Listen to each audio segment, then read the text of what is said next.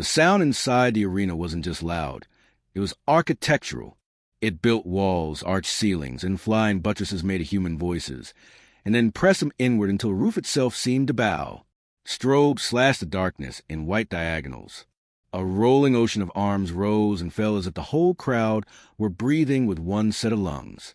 And at the very center, spotlit, gloved hand curled around a chrome stand.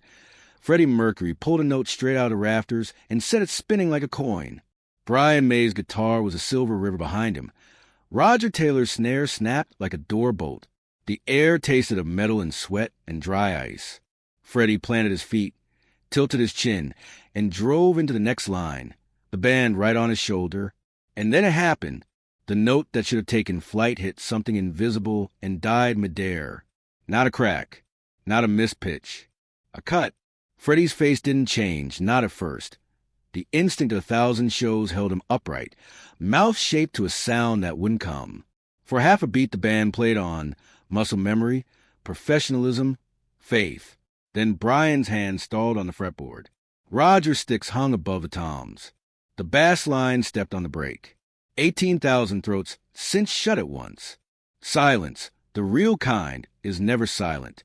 It crawled over the arena as a carpet of microsounds, a bracelet clinking against a plastic cup, a trainer squeaking on concrete, the brittle cough of a smoke machine. Far back beneath the catwalks, a follow-spot operator whispered, "Did we lose power?" into his headset. At front of house, the sound engineer pinched the bridge of his nose and checked the meters. Green lights steadied, stubbornly alive. "No line drop," he said, to no one and everyone. "We're good. We're good."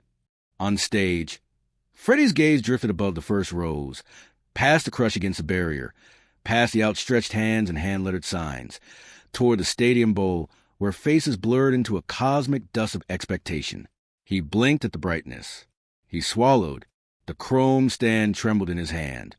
So slightly you could have blamed it on the moving lights. Then his other hand came up slow, as though he were trying not to startle something perched on his chest, and pressed flat against his sternum. It would have been easy to mistake the stillness for theater. Freddie loved theater. He could conjure drama out of a wrist flick, a grin, a half step back from the mic. But this was different. It wasn't a held breath before the punchline, or a tease before an impossible high note. There was no showman's glint at the corner of his mouth. There was only a man standing under white-hot light, while 18,000 people waited for him to be a god again. He took one step back. The microphone caught a sound, just a hair wind, the beginning of a word, and amplified it into an arena-sized doubt. Brian moved first. He approached on soft soles, guitar low, a question in his shoulders rather than his face. "You all right?" he asked, but he didn't say it. He let the shape of the words hang between them in case the answer needed privacy. Roger sat motionless at the kit, hands balanced like scales. John Deacon watched the crowd, the way water watches the sky to learn what it's supposed to do next. At the barricade, a girl in a bright red jacket stopped bouncing and grabbed her friend's wrist. "What's he doing?" The friend shushed her reflexively. 2 rows back, a man cupped his hands and shouted something half hopeful. "We love you," and then looked around as if he had broken a rule. Near the tunnel, a security guard leaned out to study the stage, his radio shoulder mic clicking softly.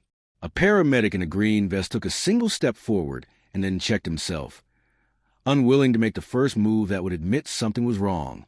Freddie didn't blink. The spotlights drew tears out of the corners of his eyes that never quite fell. He adjusted the stand by an inch, and the bass rang a tiny metallic ring. He tilted the mic toward his mouth and brought it close enough that his breath fogged the grill. "Darlings." The single word was a whispered match strike, the old cadence intact, the vowels long and playful. A small laugh rippled from the floor. Relief. There was the persona, the cape of bravado being swung back around his shoulders.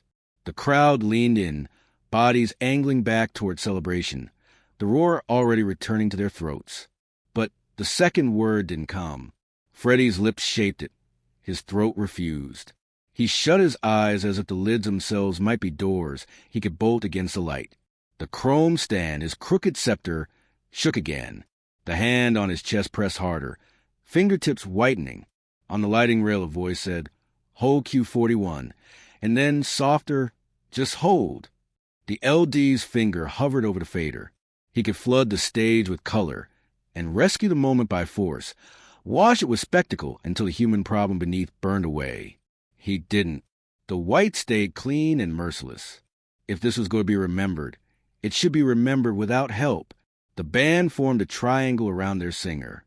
Brian's guitar lay silent against him like a sleeping animal. Roger's sticks tilted down and clicked once together, an unconscious metronome marking. The suspended instant. John set his bass on its stand. An action so rare that the people close enough to see it felt their stomachs drop. Freddie opened his eyes.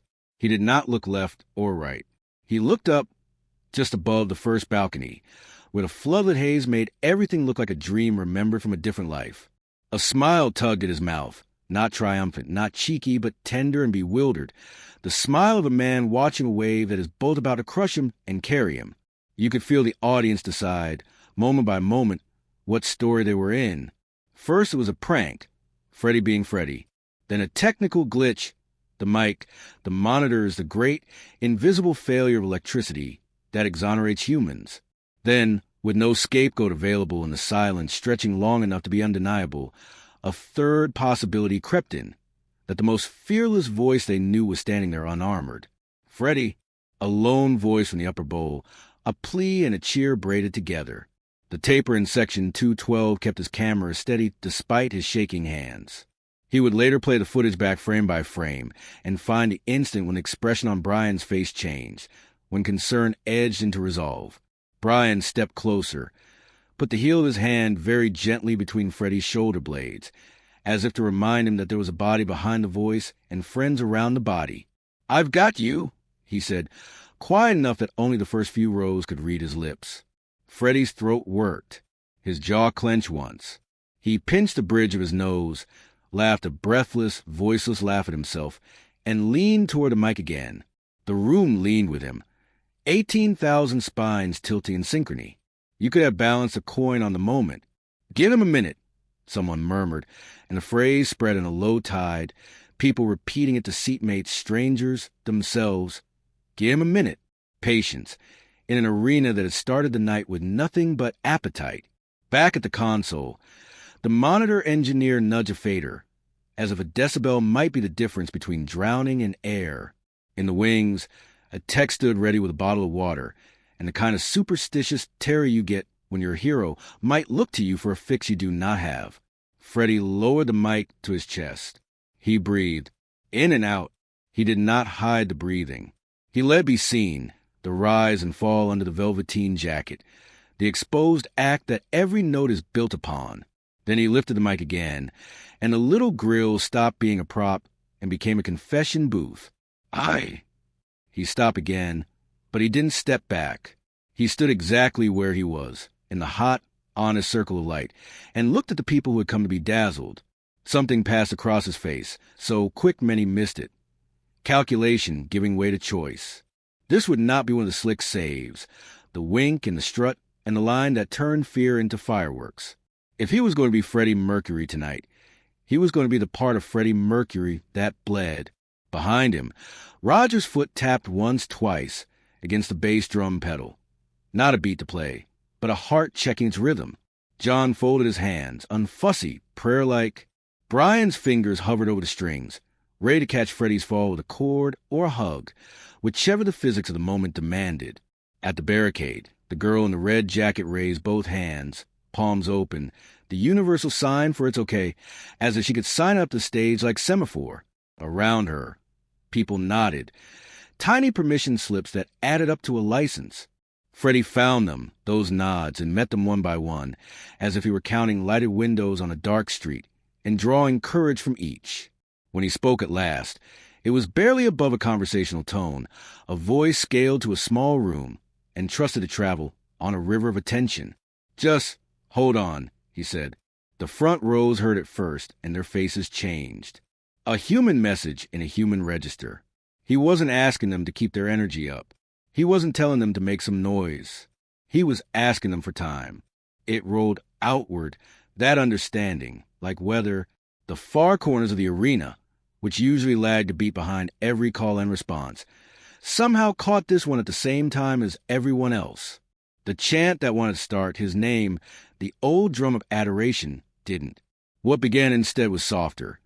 A slow spread of applause, not thunder, but 1,000 pairs of hands speaking gently. It wasn't a demand for a trick. It was a promise. We are still here. Freddie listened. He actually listened. The way you do when you press your ear to a wooden door and try to hear the sea.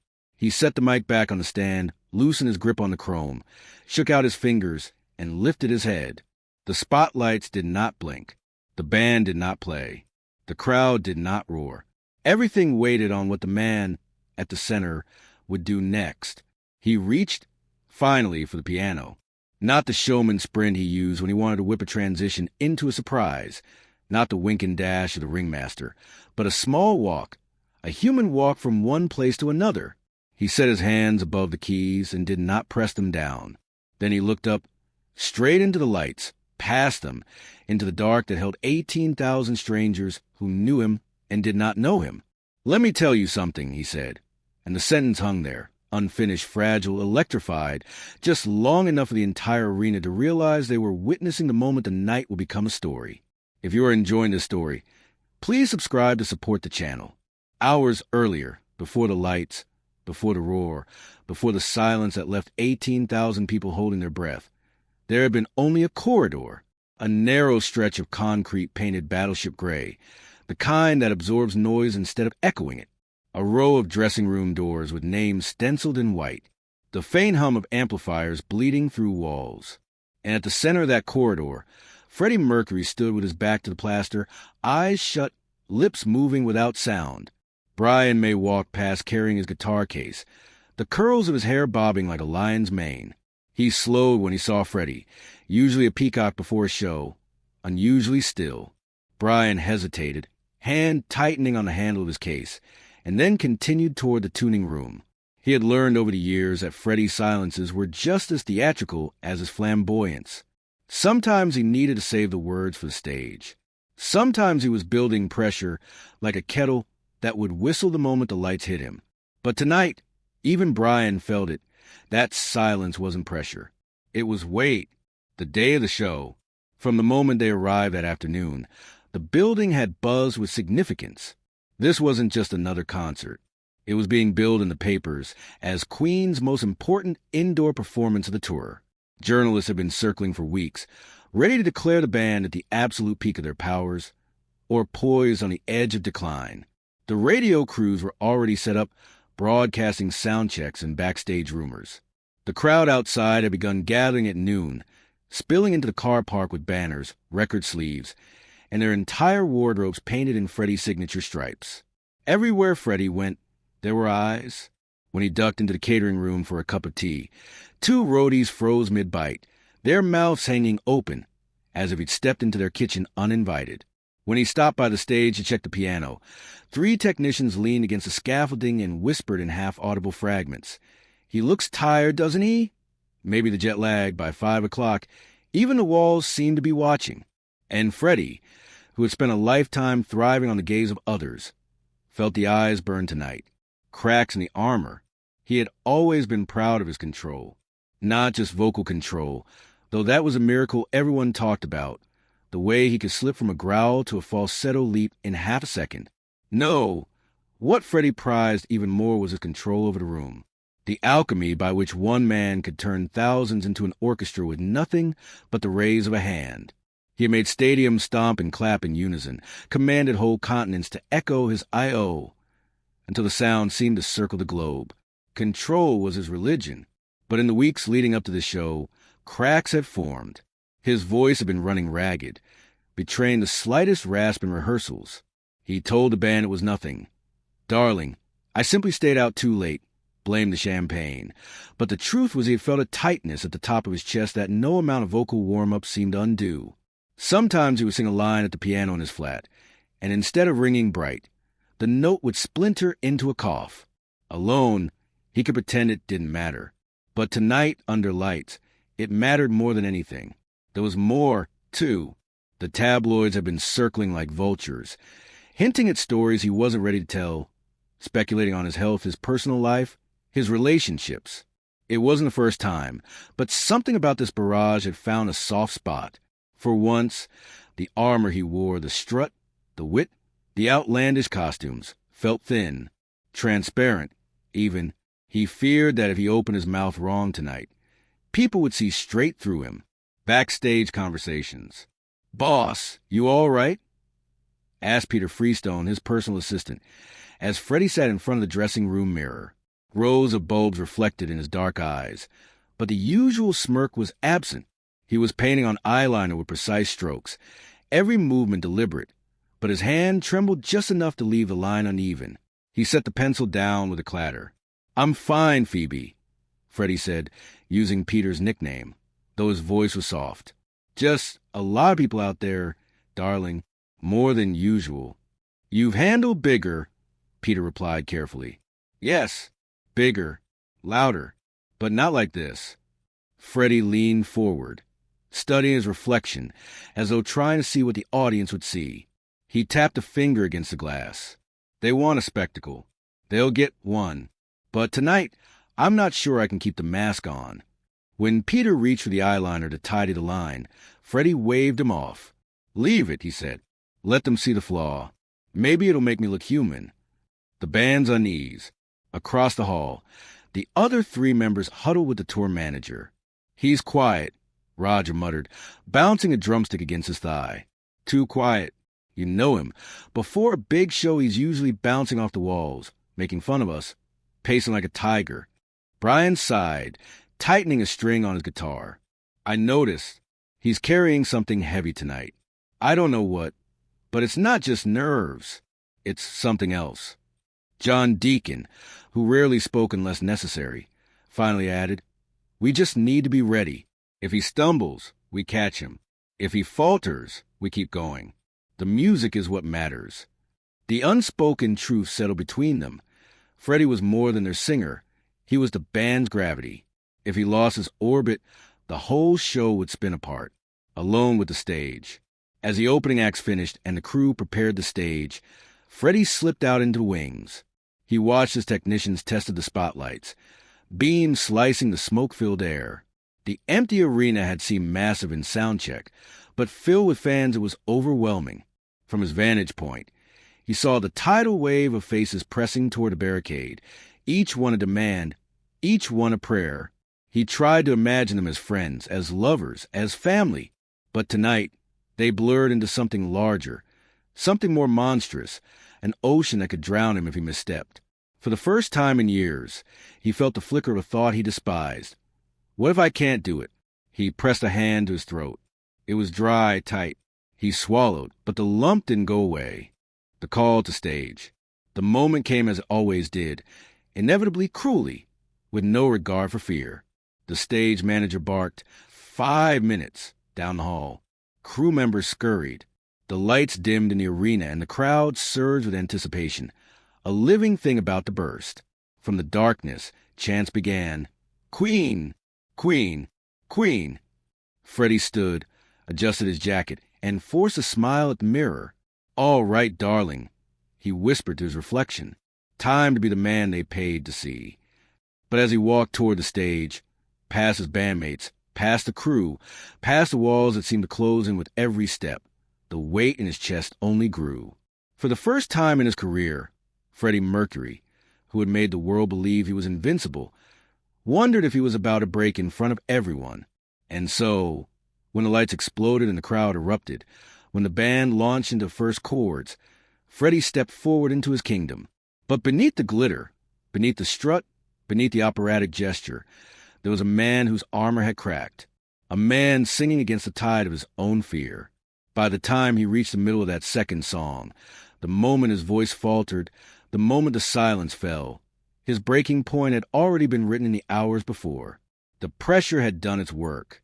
For a few impossible seconds after, let me tell you something, time behaved like a stagehand holding a curtain with both fists. The sentence hung midair, trembling, and the arena remembered how to breathe in small, careful sips. At the barrier, the girl in the red jacket, who had been the first to raise her open palms like semaphore, leaned forward until the security rail dug into her ribs. "It's okay," she said, not shouting now, speaking to the stage as if the stage could hear. Beside her, her friend nodded, cheeks wet, eyes wide. They looked like pilots talking a plane down with the calm of people who understand exactly how high the drop is. In Section 212, the taper's camera whirred softly. He adjusted the focus with trembling fingers, zooming past a haze of lights until Freddie's face filled the frame. Eyeliner slightly smudged, mouth parted, the bright line of the microphone like a small steel moon against his lips. The taper would later swear there was a second voice in the room, quieter than the crowd, older than the song, saying, "Pay attention. You'll want to remember this exactly." Down at front of house, the sound engineer hovered over consoles like a physician listening to a heartbeat through machinery. He backed the room mics down a hair, so the swell of murmurs wouldn't swallow whatever came next. He pushed Freddie's channel up a breath. Not enough to force him into the speakers. Enough to carry a whisper if the whisper came. It came. "Tonight," Freddie said, each syllable careful, "I need you. No thunder, no fanfare. Just the most unlikely sentence the most brazen frontman on earth could say." And in the stands, people flinched as if a wire had been plucked across their bones.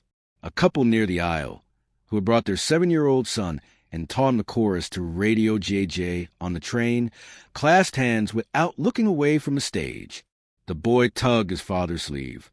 "Why isn't he singing?" he asked, not scared, curious.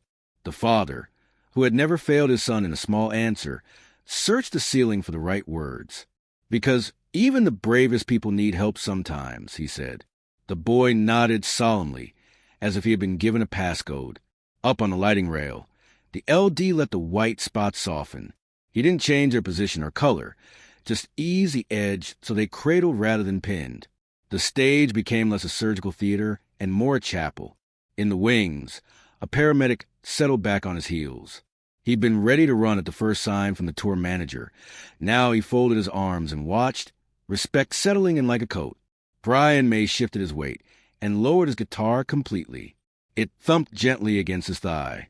"We've got you," he repeated in a voice the front rows could lip-read, and then he turned not to Freddie, but to the audience, tilting his head the way you might tilt a bowl when you want to pour water slowly and not spill a drop. It was a cue, not a chord progression or a count-in, a cue to behave like witnesses rather than consumers. The first slow claps had already begun, lonely islands of rhythm, unsure of themselves, separated by stretches of hush. A woman in the mezzanine stood, hands above her head, and began to clap with deliberation, each strike a vote against panic. A man in a motorcycle jacket, the type who had come to be deafened, matched her tempo. A circle of students 3 sections over followed, then a row, then another, and, like iron filings lining up under a magnet, the room found a pulse it could share without shouting. The chant trying to be born, Freddie's name, the easy script, fell away. This was slower. Kinder. It said, "You owe us nothing. We are with you anyway." Roger Taylor let one stick rest on the rim of the snare and played along with that pulse. A feathered ghost note, barely there, a heartbeat under the clapping. He caught John's eye.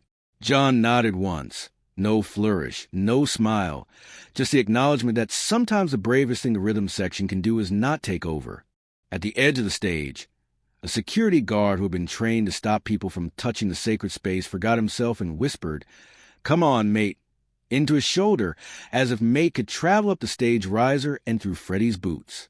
In the corridor behind the back line, a tech with a bottle of water realized his hands were shaking and set the bottle down so it wouldn't rattle. Radio crews in a glass box above the floor had their headsets pressed tight to their ears. The color commentator stopped mid-sentence, an open parenthesis. The host, who had written jokes on index cards for when the power inevitably went out or a guitar string snapped, slid the cards beneath the desk.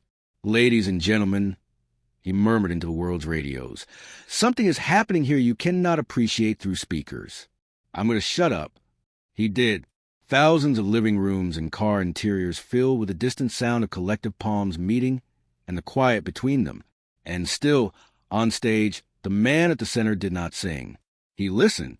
He let the applause wash forward and then ebb, the way you watch a tide until you know its patterns. He lifted the microphone a fraction and lowered it again, a conductor's wand signaling not yet. He leaned his hip into the piano stool, but did not sit.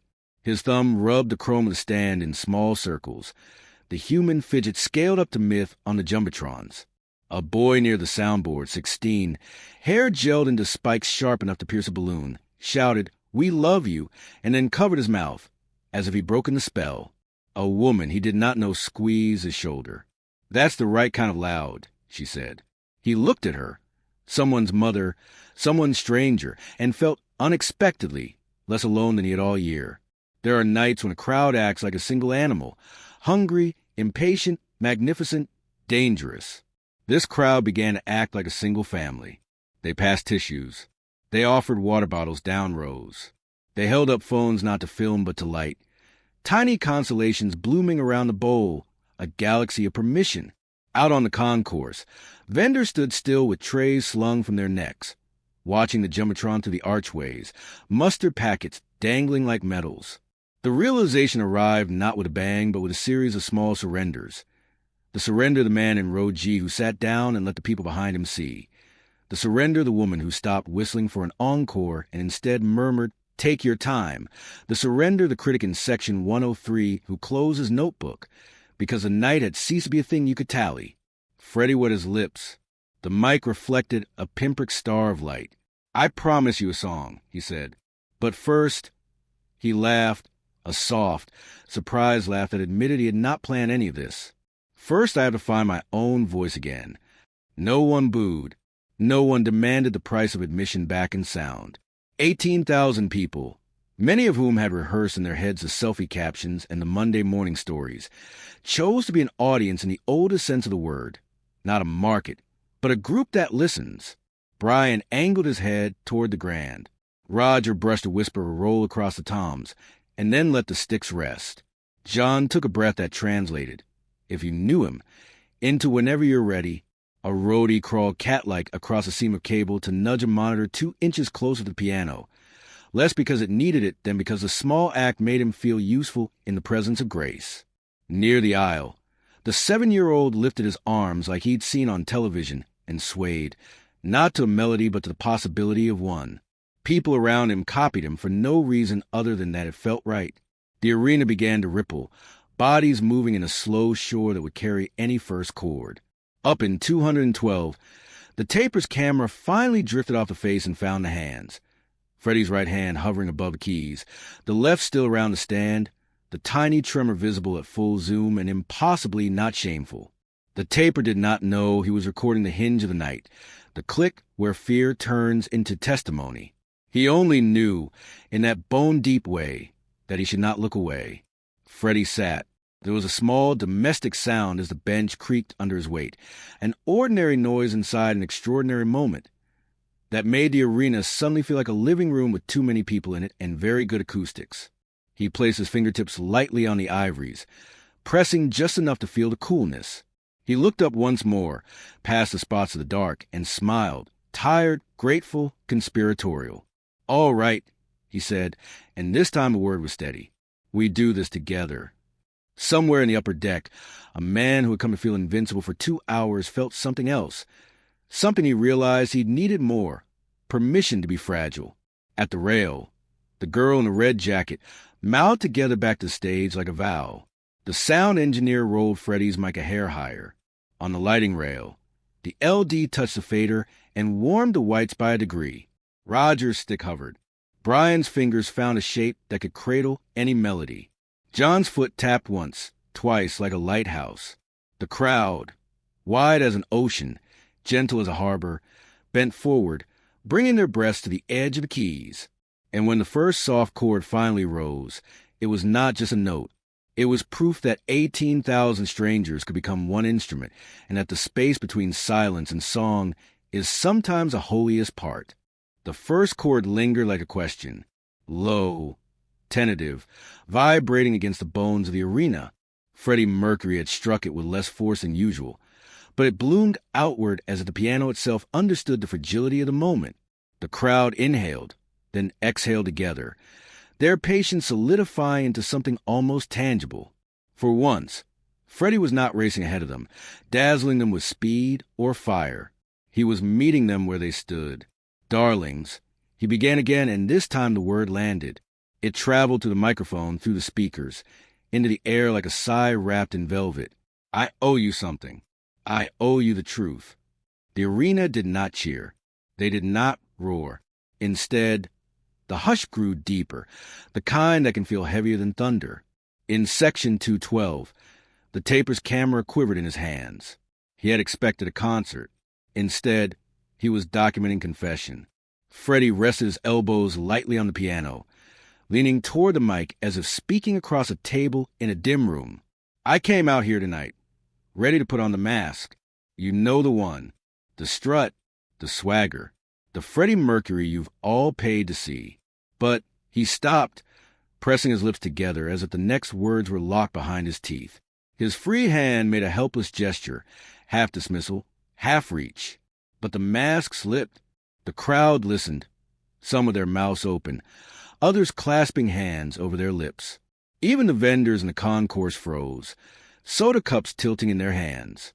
Freddie let the silence breathe with him. He wasn't used to it. Silence was usually a void he filled with excess, with sequins and shouts and impossible notes.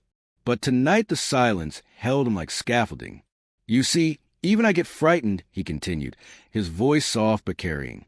Even I, he gestured to himself with a dramatic flourish, a flash of old showmanship returning for a heartbeat. Get overwhelmed. He smiled crookedly. Don't faint from shock, darlings. A ripple of nervous laughter escaped from the stands, but it didn't break the spell. If anything, it bound them tighter. Freddie looked down at the keys. His fingers hovered above middle C, then pressed it once, gently, like testing if the piano would still respond to him. It did. The note echoed and faded. When I walked out, he said, I saw every single one of you. Not as a C, not as a blur. I saw your faces. And it was too much. I thought I might drown. He paused again, eyes shining in the light, and for the first time all evening, he let his shoulders slump. He looked smaller, not because the stage had grown, but because he had allowed the audience to see the weight he carried. From the barricade, the girl in the red jacket shouted, We're with you. Her voice cracked, and it cracked something open in the room. We're with you, others echoed.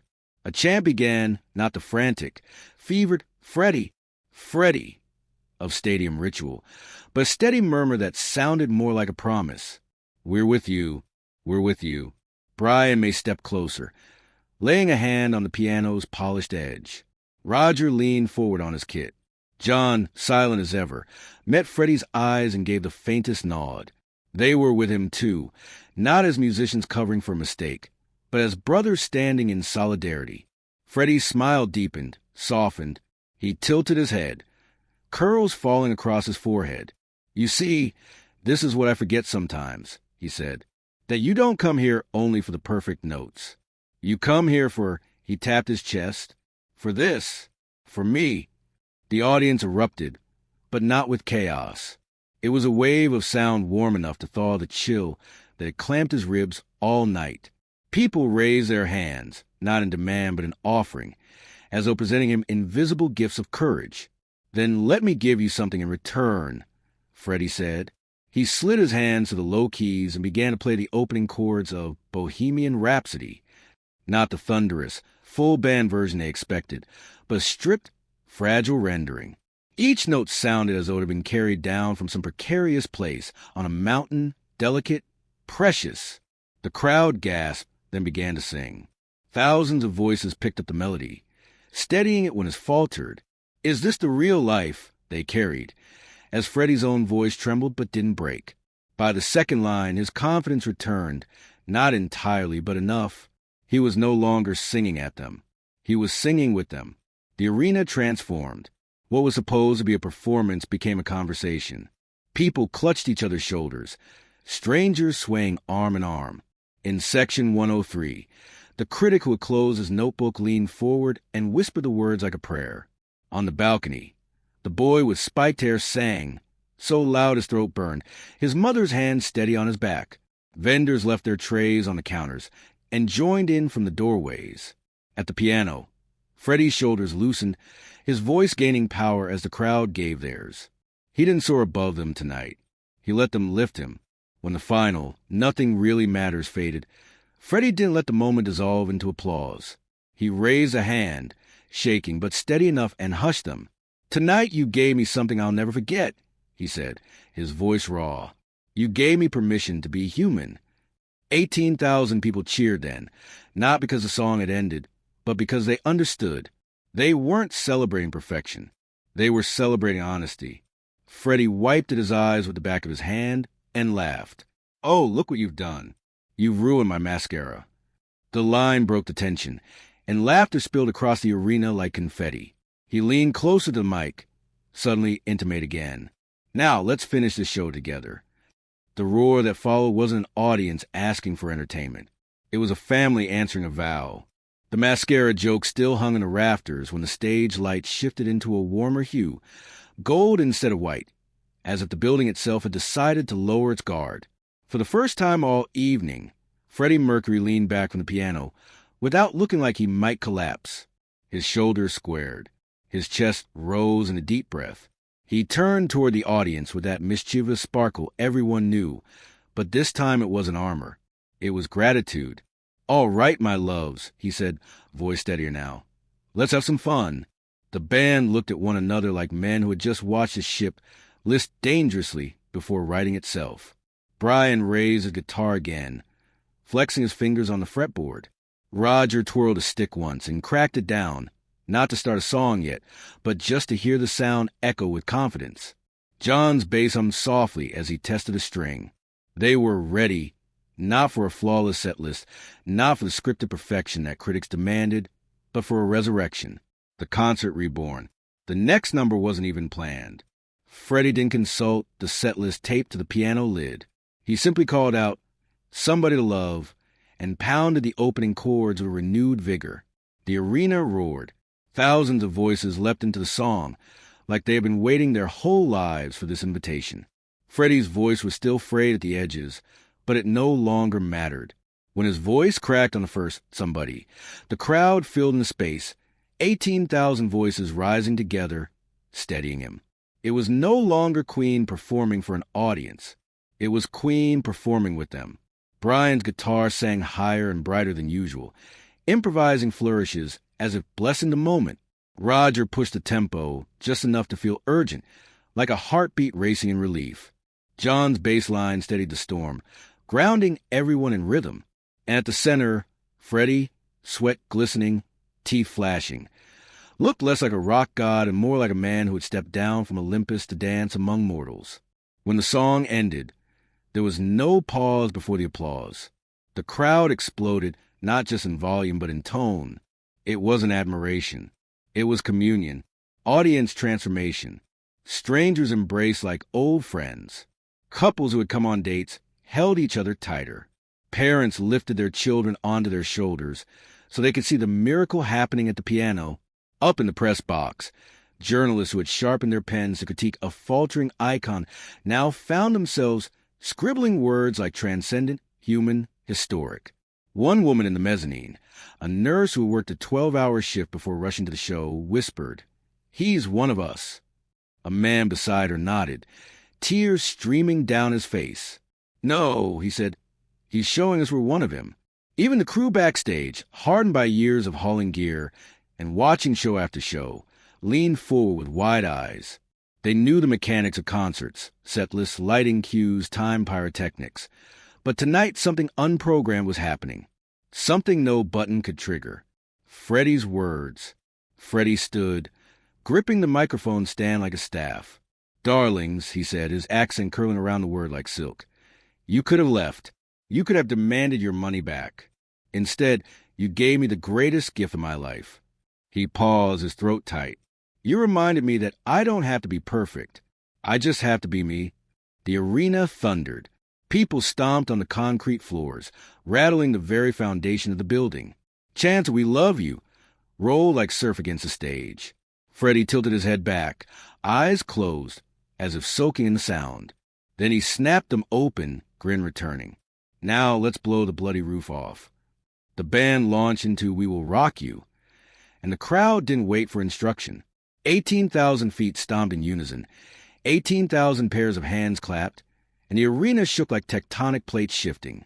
Freddie strutted across the stage, not the untouchable showman of old, but a man revitalized by love, strutting because his people had lifted him back onto his throne. The finale, by the time they reached We Are the Champions, the atmosphere had shifted into something sacred. The song, always an anthem of triumph, now carried an entirely new meaning. Each lyric felt autobiographical in real time. I've paid my dues. The crowd sang louder than the band, as if reminding Freddie of his own victories. Time after time, he echoed, voice cracking but fierce. I've had my share of sand kicked in my face, he grinned, pointing at himself, and the crowd howled in recognition. When the final No Time for Losers rang out, Freddie didn't let the moment end on a bow. Instead, he raised a hand for silence. Against all instinct, 18,000 people obeyed. I'll never forget tonight, he said softly, almost reverently. You didn't just save the show. You saved me. And then, with a single flourish, he struck the piano keys one last time, letting the sound reverberate like a benediction. Backstage aftermath. When the house lights rose and the crowd slowly began to file out, still buzzing, still singing the anthems down stairwells and into parking lots, Freddie stumbled backstage, drenched and shaking. Brian wrapped an arm around him. You did it, he said. Freddie shook his head. No, they did it. I just let them. His eyes glistened. Do you know how frightening it is, Brian, to stand there and realize the mask is gone, and then to find out they don't need the mask? Roger set a hand on his shoulder. They never did, Fred. They just needed you.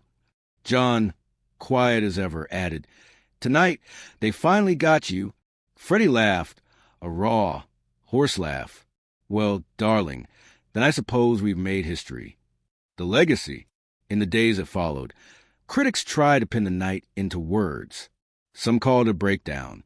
Others called it the most authentic performance of Freddie Mercury's life. Fans who had been there told the story with reverence, not of the songs, but of the silence, the confession, and the way the audience became part of the show. Bootleg recordings circulated, not prized for technical quality, but for the sound of thousands of voices lifting one man out his fear.